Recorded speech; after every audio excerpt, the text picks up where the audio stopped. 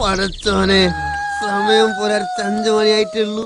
ഞമ്മക്കാണെ മൂത്രമൊഴിക്കാൻ മുട്ടിട്ട് ഒരു വൃത്തിയില്ല. ഒറ്റക്ക് അസമയത്ത് ഒന്നിനു പോകുക എന്ന് പറഞ്ഞാല് പടച്ചോനെ വല്ല ജിന്നോ പിശാസം ഉണ്ടാവോ? സുറവി സുറവി എന്താണ് എഴുന്ന ഇതിനേക്ക് എന്തിനാ മനുഷ്യ? ഞമ്മക്ക് ഒന്നിനു പോണോ? നിങ്ങൾ 1-നോ 10-നോ 100-നോ എന്തിനാ പോയിക്ക? അതിന് ഞമ്മൾ എന്ത് വേണോ?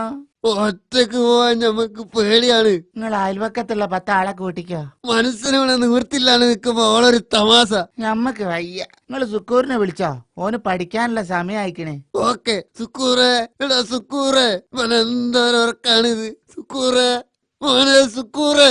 എന്താണ്ടാ? അല്ല എന്താ ബാപ്പച്ചേ? എഴുന്നേക്കടാ, അനക്ക് പഠിക്കാനില്ലേ? ഞമ്മക്ക് പഠിക്കണ്ട ബാപ്പ. അതെന്ത് വർത്താനാണ്?